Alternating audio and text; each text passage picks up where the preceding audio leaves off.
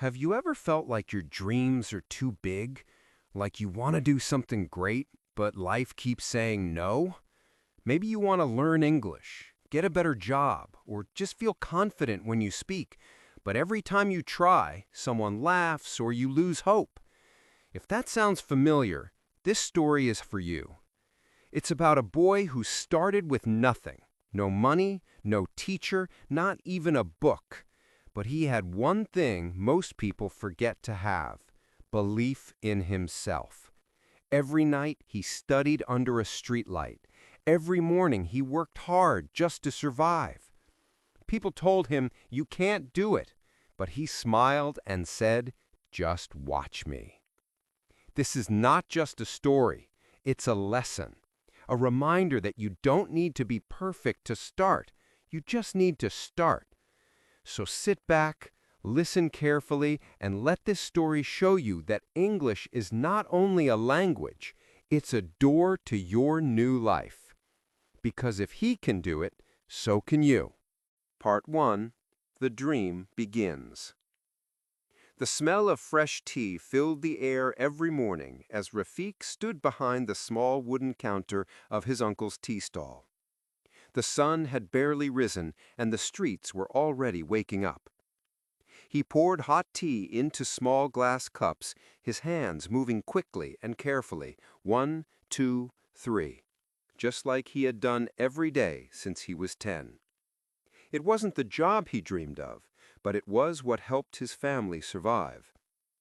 Every morning, people came to the shop: office workers, students, tourists. Some spoke in Bengali, but others spoke in English.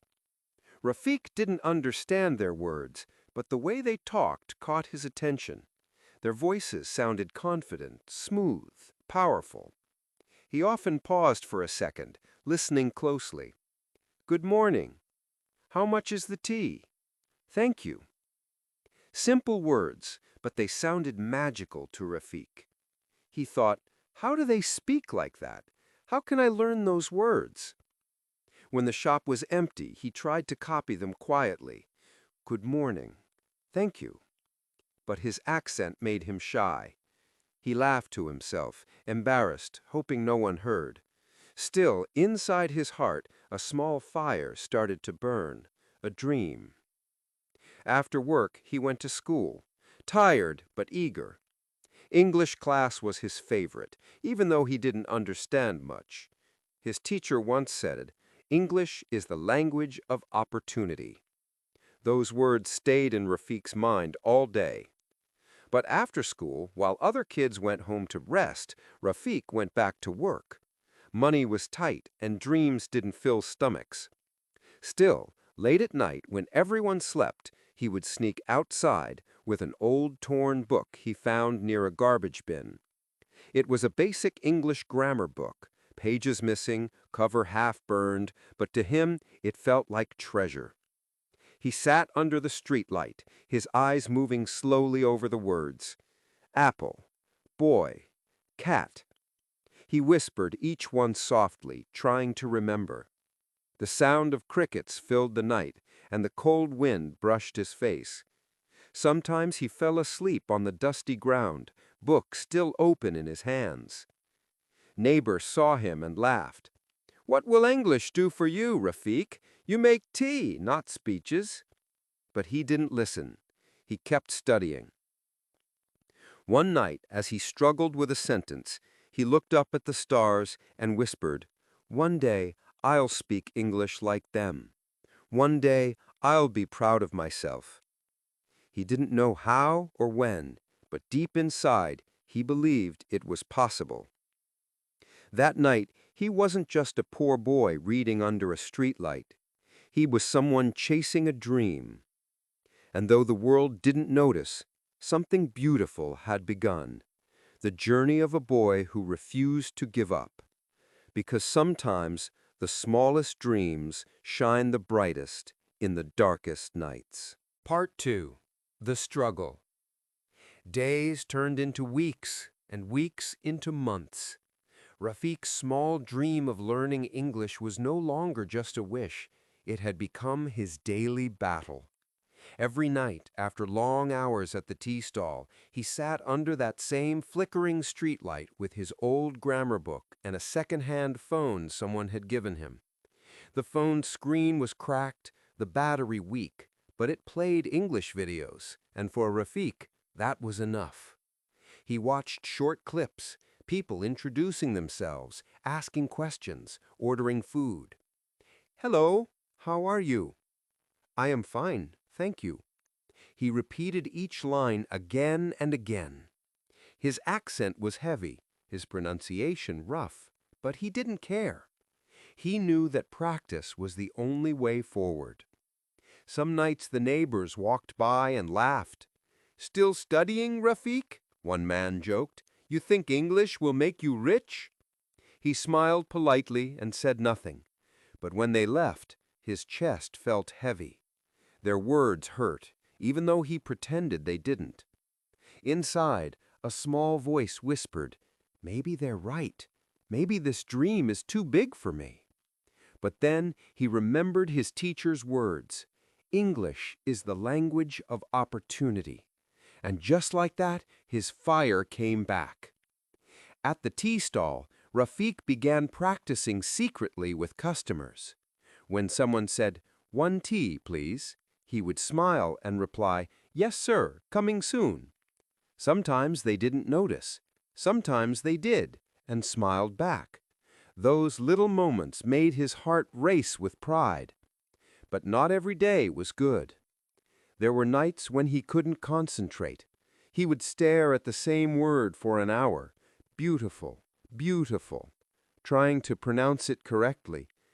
Beautiful, beautiful, he whispered. Then he sighed, frustrated. Why is it so hard? He wanted to give up many times. There were days when his friends called him to play football, but he said no. He stayed home, practicing verbs instead. There were nights when his mother asked him to sleep early, but he kept reading by candlelight until his eyes burned. One evening, when the rain poured down and his book got wet, he broke down. Tears mixed with rain as he sat outside, clutching the ruined pages. For the first time, he said out loud, "Maybe I can't do this." But then something inside him refused to let go. He remembered the first time he heard someone say, "Good morning." He remembered the way those words made him feel, hopeful.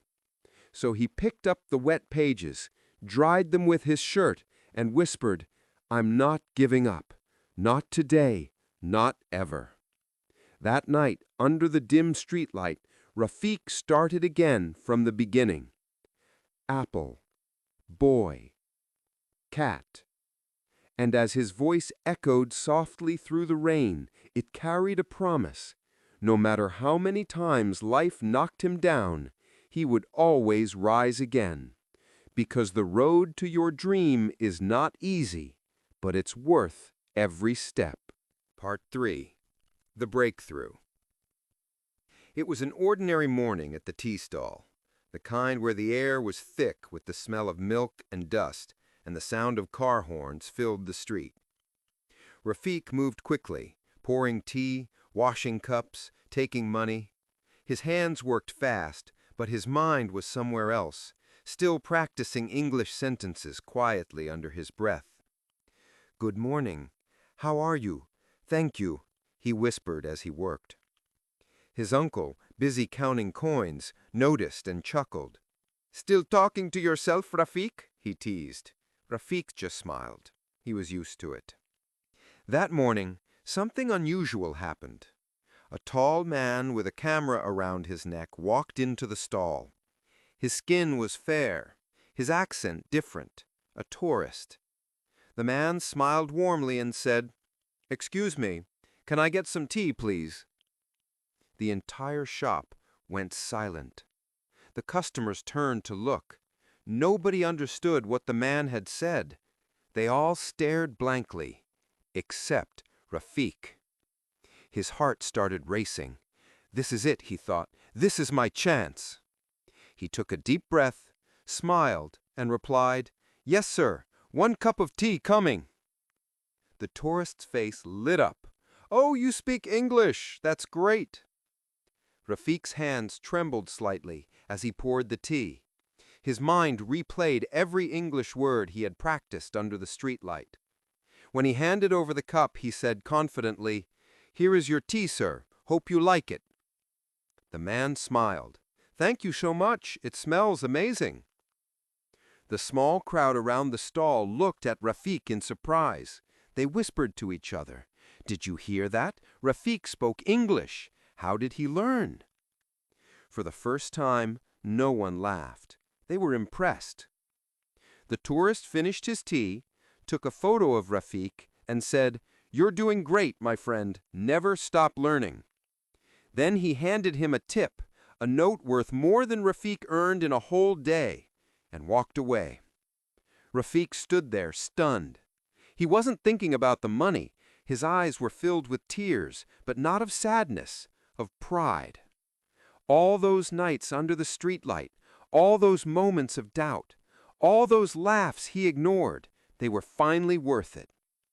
When he got home that night, he told his mother the whole story. She smiled, touched his head, and said softly, "See, my son, hard work always speaks." That night, Rafiq didn't study. He just sat quietly, holding his old book, smiling at the stars. For the first time, he felt that his dream wasn't far anymore. He whispered, "I did it. I really did it."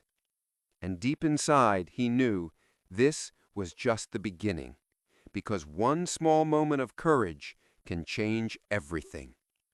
And that's how Rafiq's first English sentence became the first step toward the life he always dreamed of.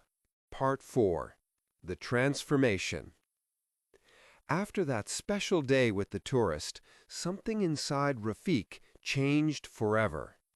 He walked through the streets with a quiet confidence now. The same people who used to laugh at him greeted him differently. Some even asked, "Rafiq, say something in English again." He would smile shyly and say, "Good morning, how are you?" They'd clap and laugh, but this time it wasn't to mock him, it was out of respect. That small moment of encouragement became Rafiq's fuel. He didn't stop learning. In fact, he studied harder than ever before. He saved up his tips to buy a small English dictionary from the city market. It wasn't new. The pages were yellow and torn, but it was his most precious possession. Every night, after finishing his work, Rafiq sat under the same streetlight with his book. He now had a notebook, too, where he wrote new words every day: honest, brave, strong, believe. But soon, something beautiful started to happen.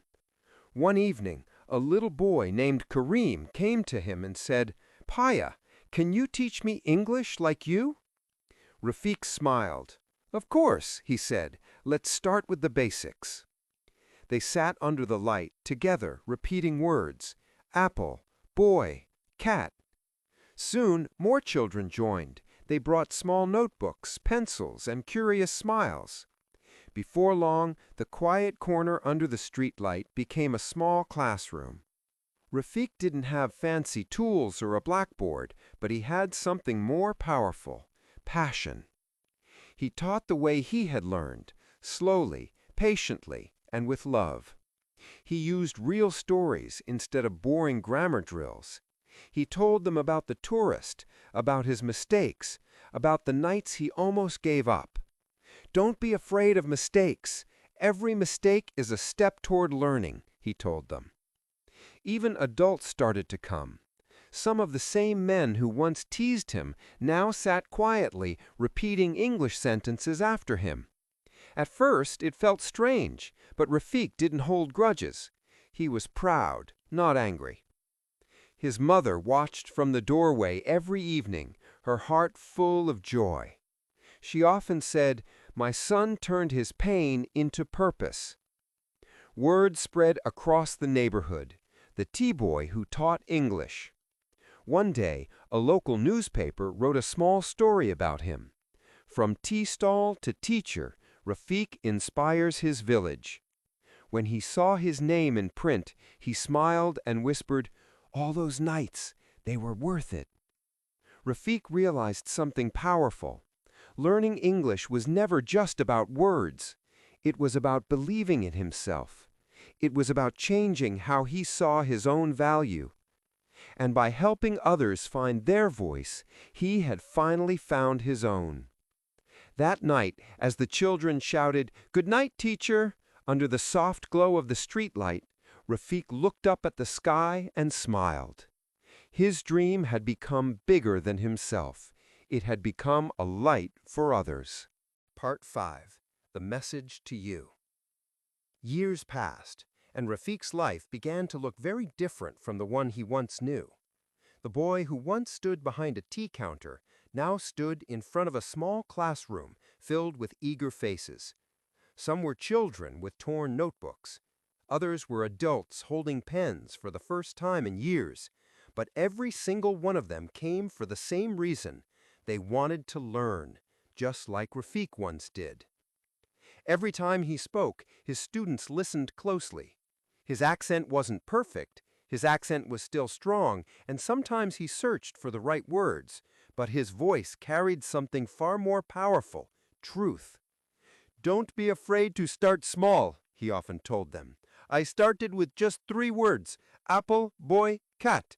That's all I knew, but I didn't stop there." He taught them not only words, but also courage. He reminded them that it's okay to make mistakes, that progress is slow, and that learning is not about being perfect, it's about believing that you can improve. One evening after class, a young girl came up to him and said, "Sir, my father says learning English is useless, but I want to keep coming." Rafiq smiled softly. "When I was your age, people told me the same thing, but today they come to me for help. So don't stop. One day your hard work will speak louder than their words."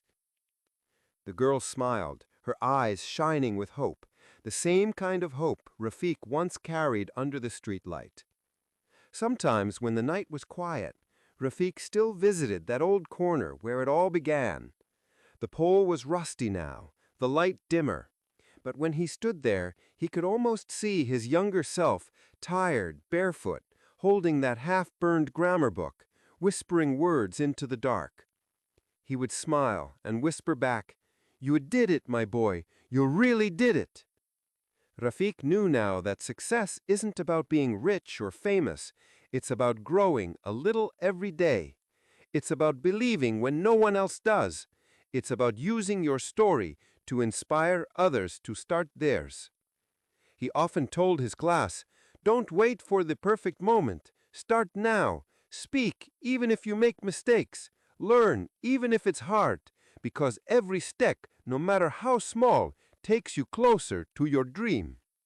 And then he would look around the room at the smiles in notebooks, the determination in every face, and feel something deep inside him: pride, gratitude, peace.